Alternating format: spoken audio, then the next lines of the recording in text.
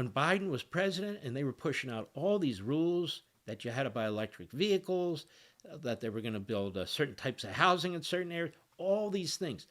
The left, the Democrats, they use the bureaucracy to impose on we the people what we the people don't agree with or are not even aware of.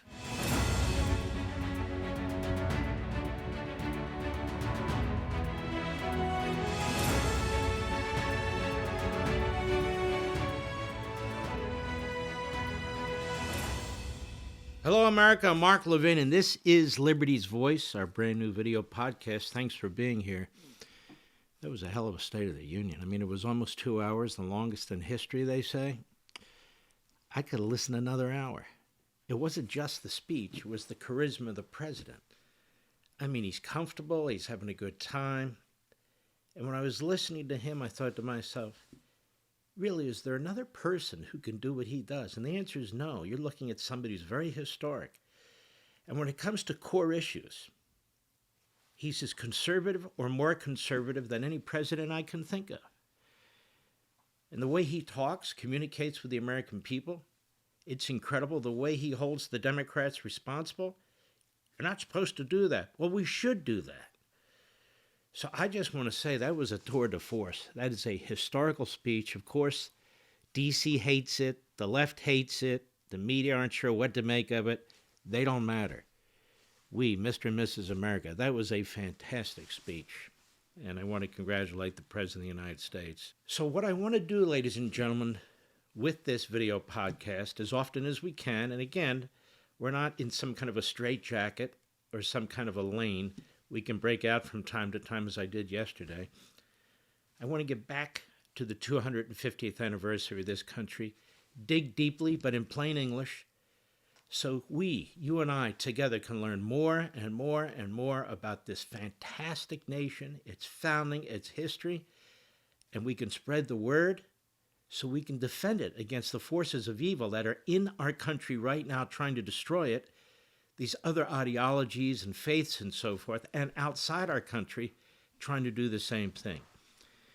Now, I spoke briefly the other day, but a little bit more now. Who did the revolutionaries rely on for their information?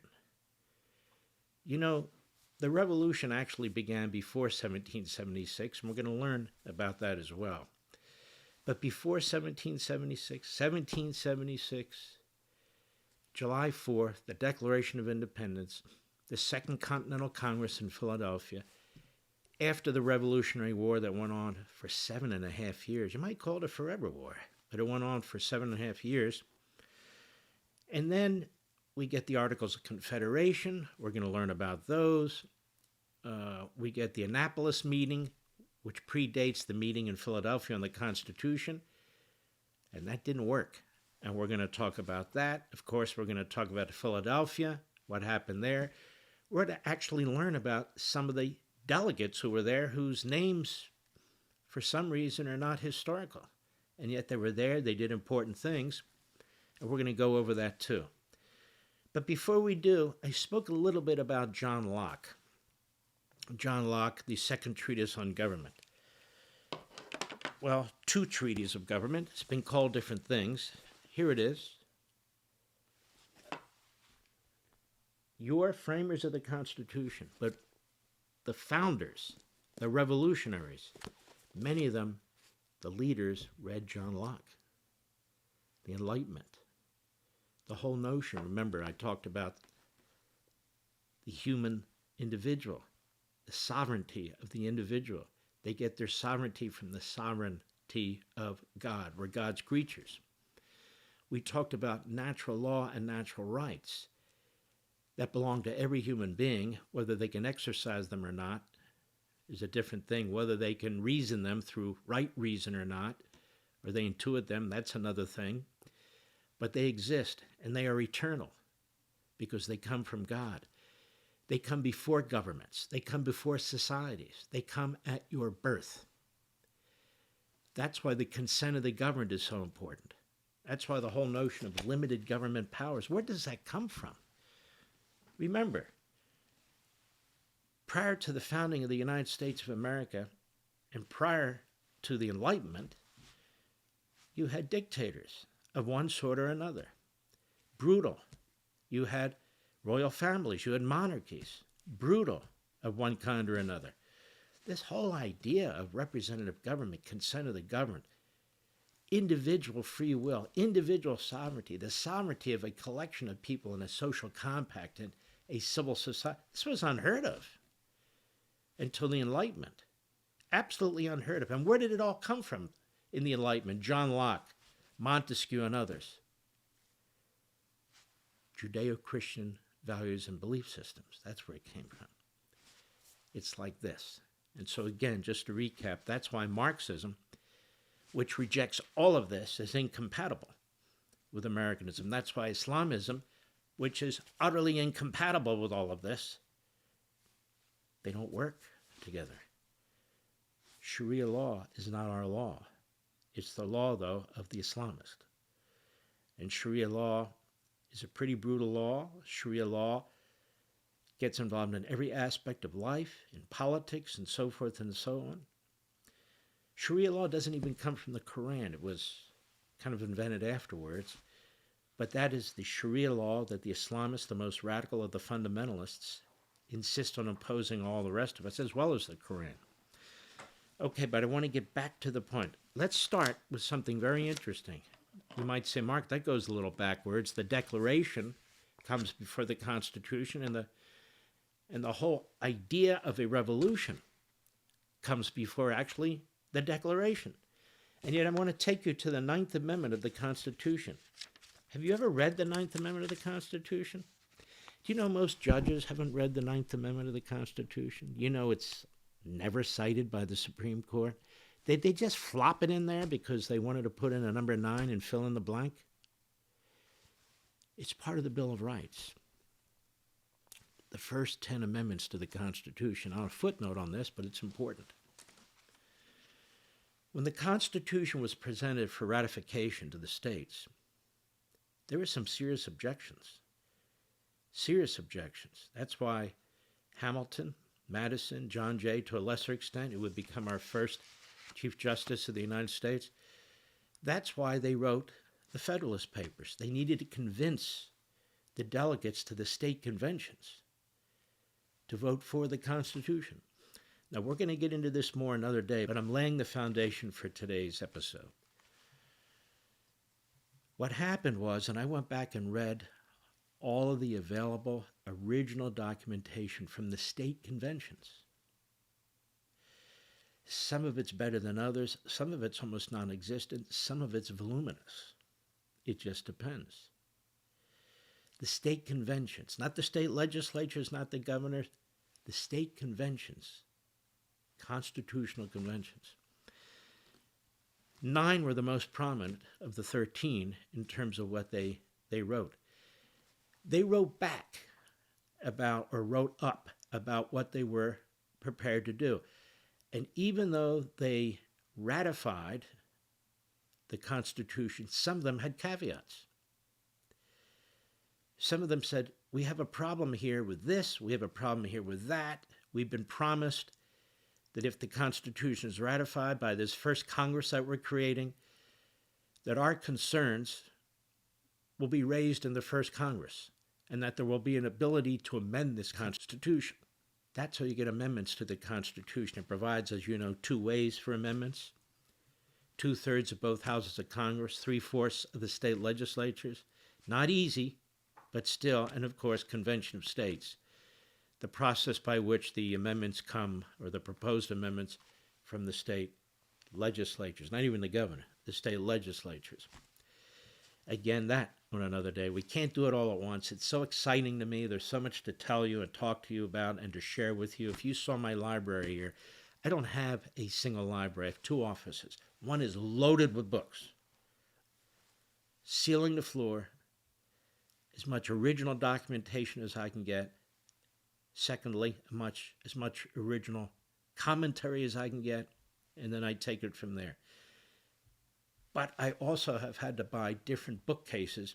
The crew here sees it, put them against different walls, and put more books in there, and then books where I broadcast from as well. But to me, it's a great love to learn as much as we can about philosophy politics, our country. Which gets us to the Ninth Amendment of the Constitution.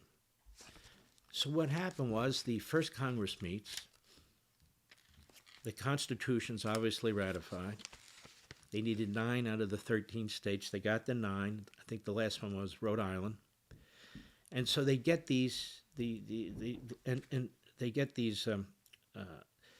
ratifications, and some of these ratifications come with these statements that there's to be, when the first Congress meets, a consideration of our concerns. So the first Congress meets, and they're meeting, and James Madison is a member of the House of Representatives. He gets elected from Virginia. By the way, you know who he ran against and defeated? The man who would become president later, James Monroe. And so he's in Congress, and he says, hey, fellas, we made a promise to the states. We have to take up this issue of the amendments to the Constitution.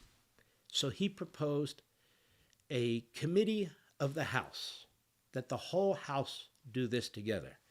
That was rejected. So they created a committee, which he ran, and they came up with amendments to the Constitution. They came up with 17 of them. It was sent to the Senate. The Senate whittled it down to 12. The House then accepted the 12, 2/3 of both. And then they sent them to the states. The states adopted 10 of them, the first 10 amendments, the Bill of Rights. It's quite a significant process, a vetting process.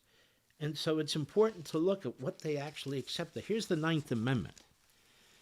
It says, the enumeration in the Constitution of certain rights shall not be construed to deny or disparage others retained by the people. Wow. Do you know what that means? That, in my interpretation, is essentially the adoption of the Declaration of Independence and the principles of the Declaration into the Constitution. There have been Supreme Court justices who ignore it, say, well, that's just a statement of fact. It doesn't mean anything. It doesn't help us when we're interpreting the Constitution or reaching results or writing our opinions. That's such complete ignorance. The Ninth Amendment is crucially important. The enumeration in the Constitution of certain rights shall not be construed to deny or disparage others retained by the people, you as a sovereign, and the civil society. That's what they're saying. Because you had to write a constitution. They tried the Articles of Confederation. Again, we'll get to that another day. They failed miserably. And so they have this constitutional convention to do what? To create laws that also do what? Laws that protect what was fought for during the Revolution. Laws that create a governing system that does not destroy the individual's sovereignty or the civil society, but nurtures it, retains it, grows it. That's why your Constitution is so damn important.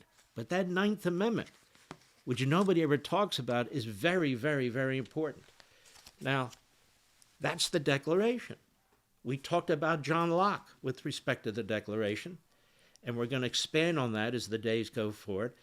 But I wanted to bring to your attention right now another brilliant philosopher by the name of Montesquieu. You see, here's the thing.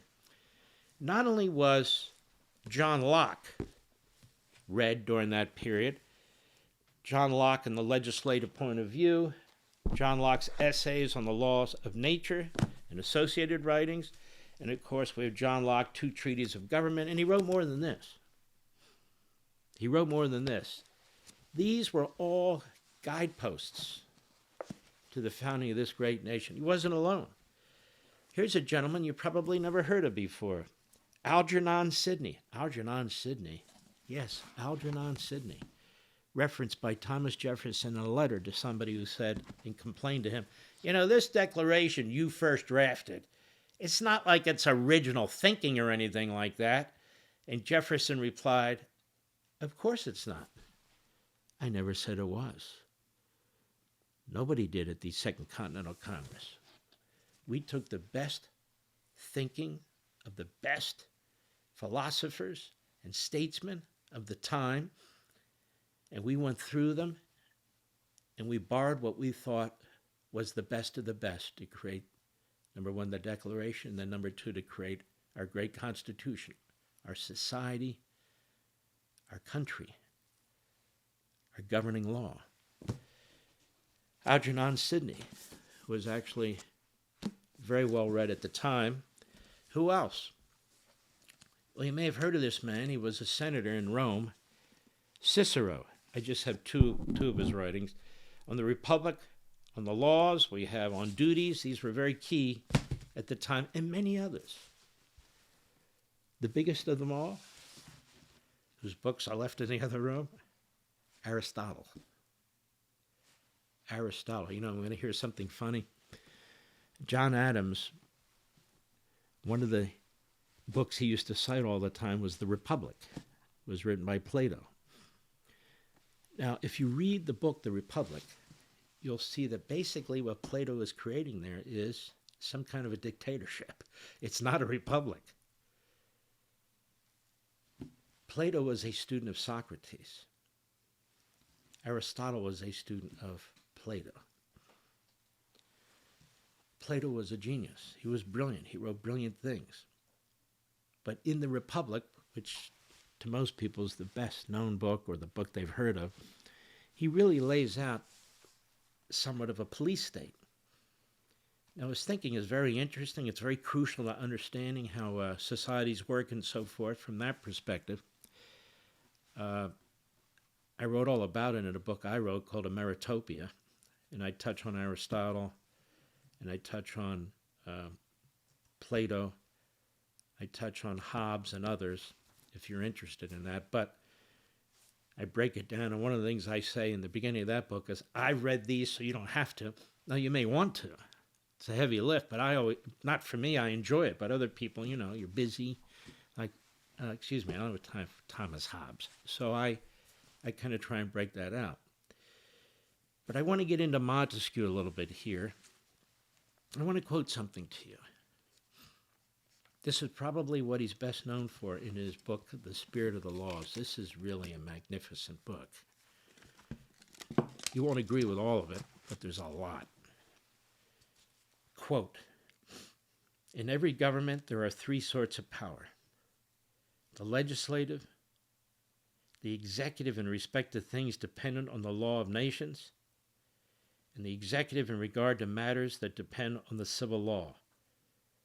By virtue of the first, the prince or magistrate enacts temporary or perpetual laws and amends or abrogates those that have been already enacted. By the second, he makes peace or war, sends or receives embassies, establishes the public security, and provides against invasions. By the third, he punishes criminals or determines the disputes that arise between individuals.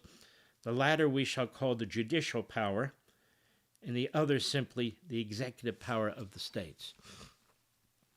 So here and elsewhere is where he really puts labels and segregates these three departments, the legislative, the judicial, and the executive. Locke touches on this too, others do too, but Montesquieu gave it its real form. And I want you to learn at least some of the basics about Montesquieu. He writes in his book, in part, there is this difference between the nature of the government and its principle.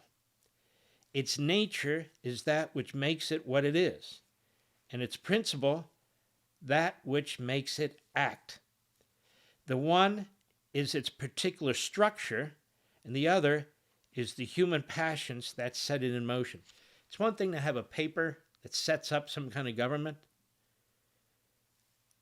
but then there's the nature of that government that is determined by the people who run it.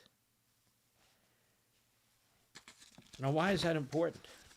Because it's important that the nature of the government that is set up recognizes human nature. There's a good side and a very dark side. On the principle of democracy, he says, there need not be much urgency for a monarchical or despotic government to maintain or sustain itself. The force of the laws in the one and the prince's ever-raised arm in the other can rule or contain the whole. A police state, effectively, under a dictatorship, a monarchy back then.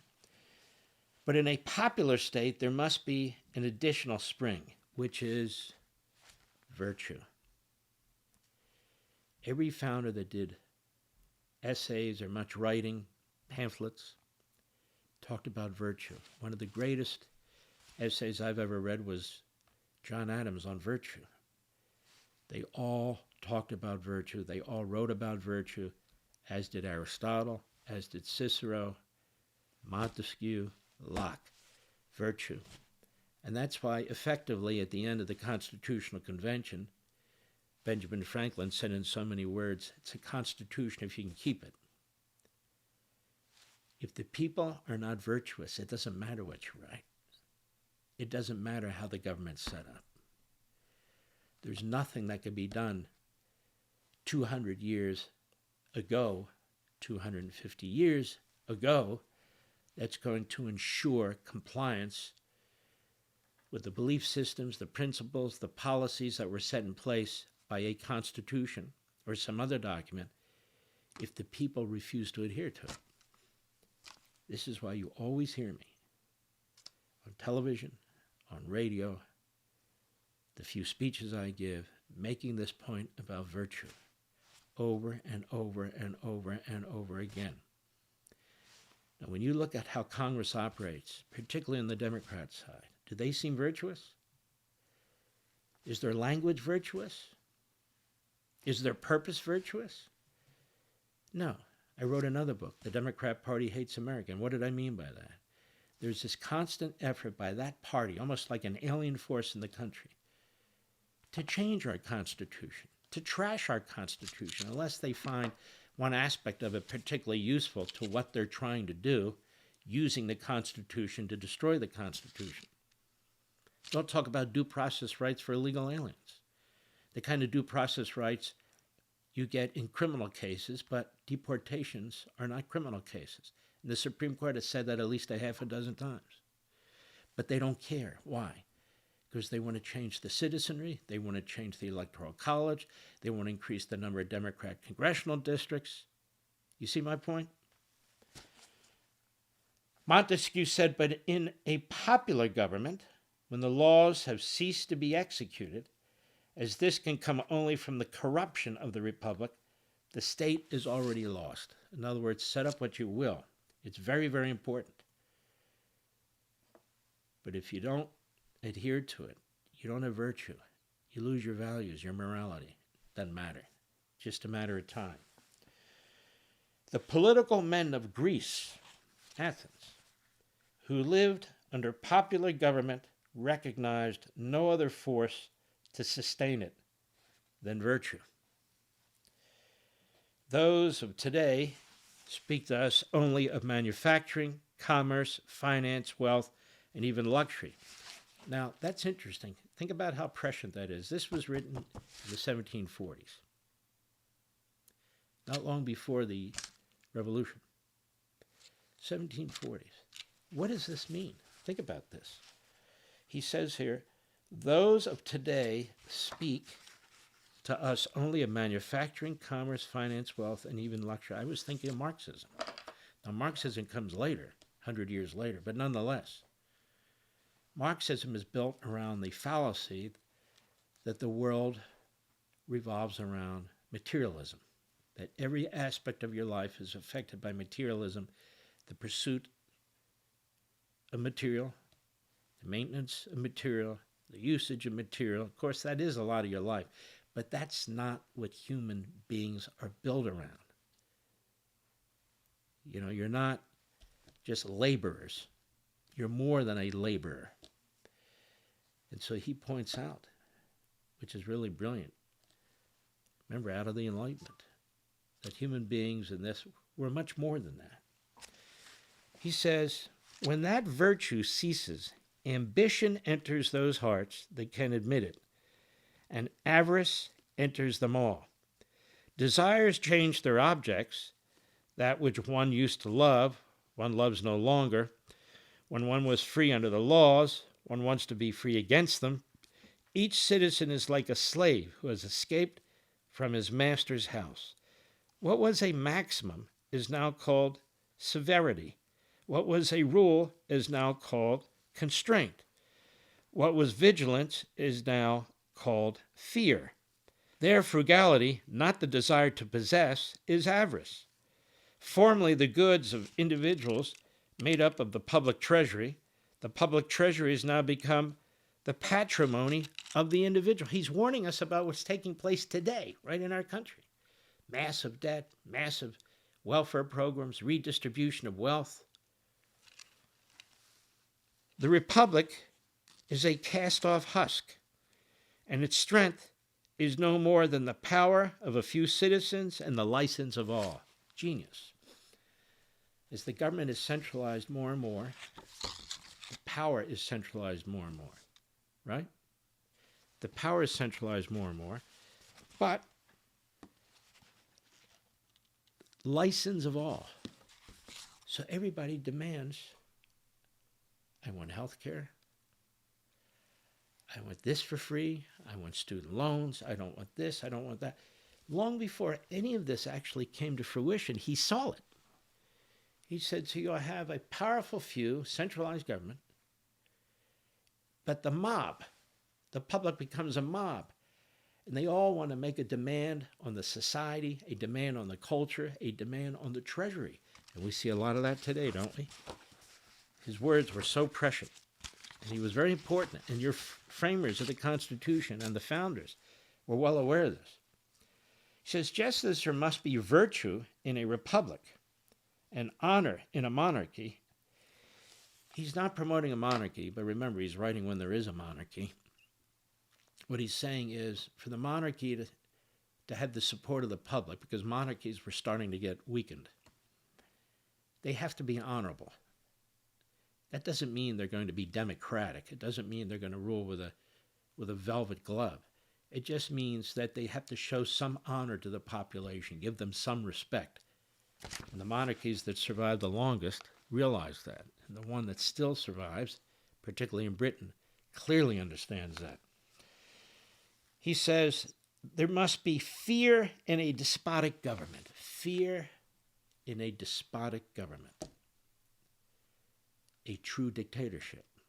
Or today we would say a Marxist regime. An Islamist regime. A despotic government. Virtue is not at all necessary to it, and honor would be dangerous. So a despotic government, clearly virtue is irrelevant, and honor is irrelevant too. That's what he's saying. Now, he says in despotic states, the nature of the government requires extreme obedience, and the prince's will, once known, should produce its effect as infallible, as does one ball thrown against another. He says no tempering, modification, accommodation, terms, alternatives, negotiations, remonstrances, nothing as good or better can be proposed. That's it. It's the iron fist. Man is a creature that obeys a creature that wants. You all exist, in this case, for the government, for the dictator. Sounds like Marxism. Sounds like fascism. Sounds like political Islam. He can no more express the individual. His fears about a future event that he can blame his lack of success on the caprice of fortune. Their men's portion, like beasts, is instinct, obedience, and chastisement. He's right. It is useless to counter with natural feelings, respect for a father, tenderness for one's children and women, laws of honor, or the state of one's health. One has received the order, and that is enough. In other words, you're not really even a human being. You serve the interests of the state, the dictatorship, in whatever form it is. And of course, he's quite right. You can see how these men out of the Enlightenment were truly remarkable. These philosophers and thinkers. They're rejecting all that's come before. They're rejecting it. It's really quite magnificent. Now, later in his great book, The Spirit of the Laws, he says, I distinguish the laws that form political liberty in its relation with the Constitution from those that form it in its relation with the citizen. The first are the subject of the present book. I shall discuss the second in the next book. He writes volumes. Now, what he's talking about there is something John Locke talked about, and he knew who Locke was, and he read Locke too. And what is he saying? There's liberty in the civil society. There's liberty as an individual human sovereign person. But there's also liberty of a different kind in the society with government. With government. And he spends thousands and thousands and thousands of words explaining the distinction. He says, as in democracies, the people seem very nearly to do what they want. Liberty has been placed in this sort of government, and the power of the people have been confused with the liberty of the people. Power is not the same as liberty. He's saying there, in effect, in a democracy, you may have certain liberties, but as an individual, you have these unalienable rights, as our founders would call it. You have these natural rights, these eternal truths that apply to you. So you can see somewhat of the overlap with Locke, and that was the nature of this period of time when they were really developing human governments for human existence, for human empowerment, for human motivation. It has eternally been observed that any man who has power is led to abuse it. He continues until he finds limits. This is very important. A person without limits on power becomes a tyrant. I mean, throughout history, not just ancient history, but modern times, you see that to be true. I mean, we're not born angels. We have had individuals who don't necessarily conduct themselves that way. You can count them on one hand, maybe on 3 fingers. And I would argue that part of the reason is not just human nature. Human nature could be very dark. I mean, the Bible is full of inspiration and warnings and cautions. The reason we have morality, the whole idea of morality and ethics, is because we know that mankind has a very, very dark side. And some can be extremely evil, as we know, as he knew, as Locke knew, as they knew throughout the Enlightenment period, as we see with the Marxist regimes, the fascist regimes, the Islamic regimes. But he also warns the same can happen in a democracy, with the mob. That's why he keeps emphasizing virtue, virtue, virtue. He says, it has eternally been observed that any man who has power is led to abuse it, as I said. And he goes on. It continues until he finds limits. Who would think it? Exclamation mark. Even virtue has need of limits. Now, what does that mean? You know, C.S. Lewis used to talk about this too, a great Christian theologian. That means an awful lot of bad is done in the name of virtue. If I'm an individual who has enormous power, and I believe it's virtuous for the public to do this, this, this, this, and this, and I impose it, that's his point.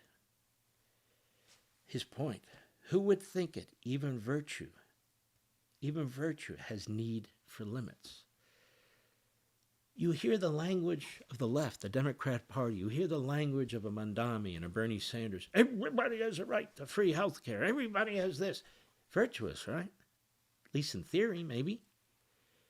Nobody should go without. Everybody should have a roof over their head. The rich, there's too many rich. All the billionaires, what do they need all that money for? Sounds virtuous. I would just add, respectfully, a little edit here. he's talking about self-righteousness, self-aggrandizement, disguised as virtue, in my view. So that one cannot abuse power. Key, he says, power must check power. Repeat. So that one cannot abuse power, power must check power by the arrangement of things. By the arrangement of things. Now, by the way, you know this in your personal life, by the arrangement of things in your family, how you and your spouse work things out if you have one, how things work out if you have a job in the private sector, even in government. The arrangement of things. Power must check power. In other words, power can move out of control, authoritarianism or worse, or it can be used in a positive way. Hence my latest book on power, where I go through a whole, I think, unique discussion and explanation about negative power and positive power. Positive power. Your Constitution is positive power.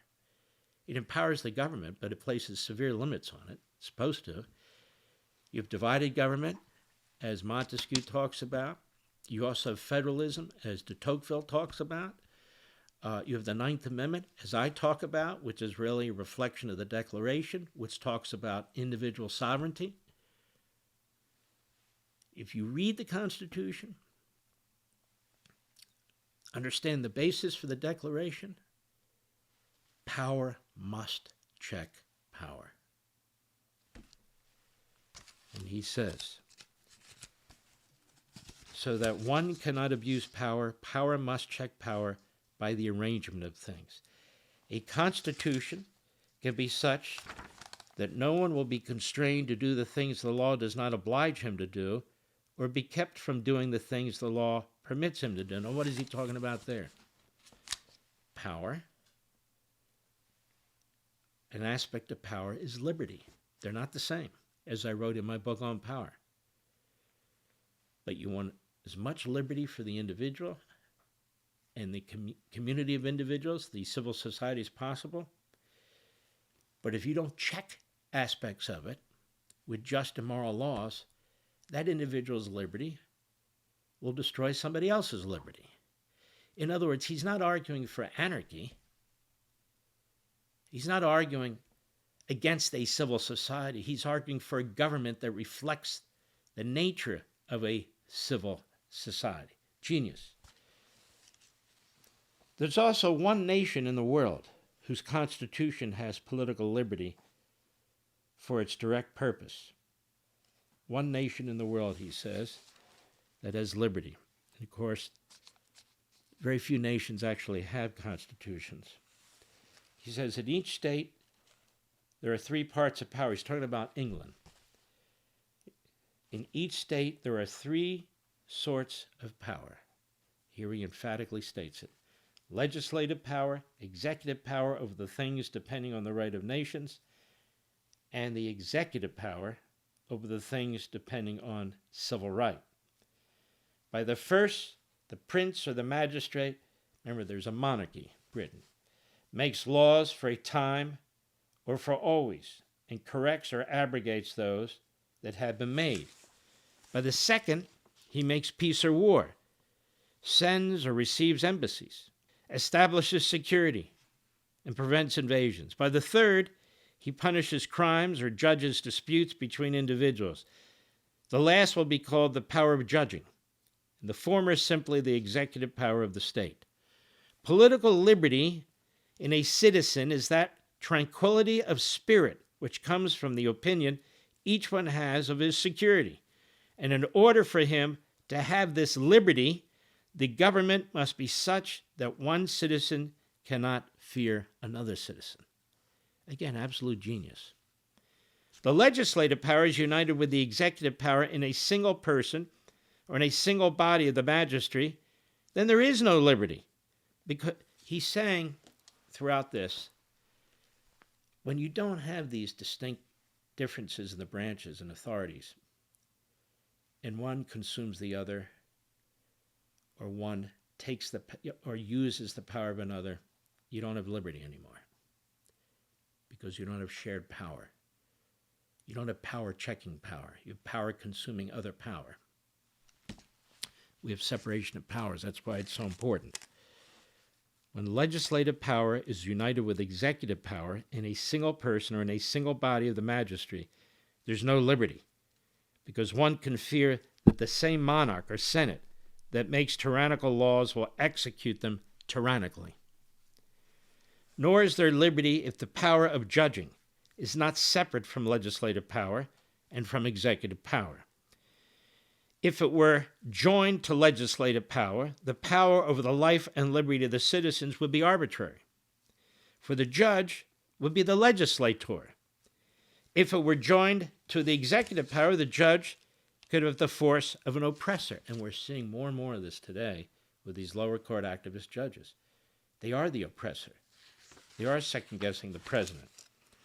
The power of judging should not be given to a permanent Senate, but should be exercised by persons drawn from the body of the people at certain times of the year in the manner prescribed by law to form a tribunal, which lasts only as long as necessity requires. Now, the framers went with a different approach.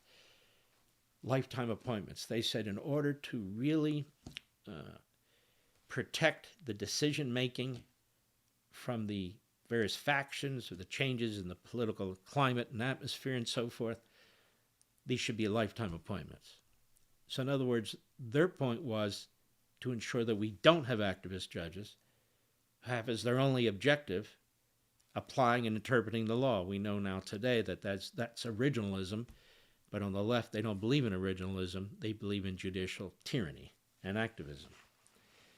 In this fashion, the power of judging, so terrible among men, being attached neither to a certain state nor to a certain profession, becomes, so to speak, invisible and null. Judges are not continually in view.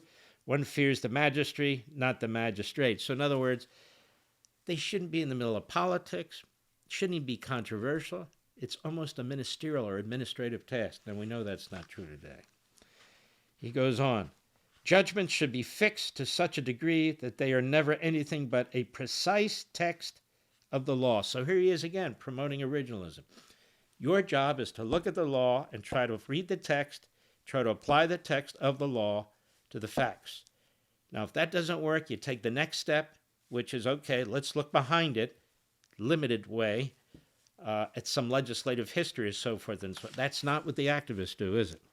One knows the needs of one's town better than those of other towns, and one judges the ability of one's neighbors better than that of one's other compatriots. Therefore, members of the legislative body must not be drawn from the body of the nation at large. It is proper for the inhabitants of each principal town to choose a representative from it.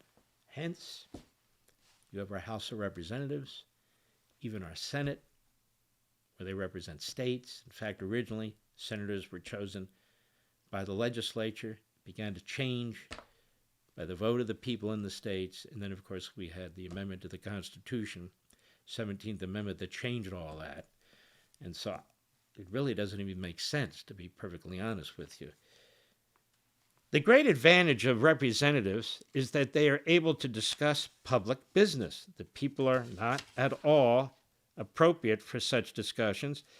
This forms one of the great drawbacks of democracy. He says, look, we would say in pure democracy, each individual has a say. But he's saying in a country which needs a big government, even if it's limited government, that's just not workable. That's the mob. And every person can't be heard. So we need a representative. And as Locke would say, you need the consent of the people. Now, I'm going to end it here. There's so much more. We are going to discuss a whole lot more tomorrow. But this is why the bigger and bigger the bureaucracy gets, the less and less we live in a constitutional republic. We didn't vote for the bureaucracy. We don't even know who's in the bureaucracy. And yet they legislate and they impose taxes by the way of regulations and rules. And that's not the way this is supposed to be set up. And oddly enough, the Congress, the legislature, creates this entity within the executive branch. Exactly what Montesquieu would say, no, you're not going to have liberty if you're doing that kind of stuff. And you don't. When Biden was president and they were pushing out all these rules that you had to buy electric vehicles, that they were going to build certain types of housing in certain areas, all these things. The left, the Democrats, they use the bureaucracy to impose on we the people what we the people don't agree with or are not even aware of. That's tyranny. There needs to be some of that. But governments shouldn't be ruled through this unelected massive bureaucracy. The Leviathan, as other philosophers call it. I'm not even done with Montesquieu. And there are others I want to bring to your attention too. I've taken what is a very substantial piece of work and I've narrowed it down as much as I can. I tell you this because it is important to understand yet again the incredible nature of this society and government and what was created here. We hear over and over again about slavery, which was a blot on our history and was addressed by us. We fought a civil war to end it. No other nation on the face of the earth fought a civil war to end slavery with massive casualties, over 700,000. So we corrected course. So the civil rights issues, we've corrected course. And where there are other abuses, we'll correct courses again because that's the nature of this society, this government too. But it's constantly trashed by the Marxists, by the Islamists, by the woke right neo-fascists. It's constantly under attack. It's under attack by certain policies, open borders. Anybody can come across the border. That's not workable. That is suicide. And other societies have collapsed as a result of that. The nature of citizenry. As a citizen, we have, and you have to have, a bond to our founding, a bond to our principles. And we come together as one people. It's what we talk about, managed immigration and assimilation. Not come across the border, all 20 million of you, from wherever you're from, your entire culture, even if you hate us, even if you want to change our country altogether, no nation can survive that, let alone ours, which is the freest of the bunch. And so I want us to really understand our history, where it comes from, but I hope you'll keep watching this show, Liberty's Voice. We love to have you. Follow us on Rumble. Rumble's doing a fantastic job. You can subscribe on YouTube. Remember, everything is absolutely free. Like and share and follow us on all of our social platforms. We are everywhere. And I'll see you next time.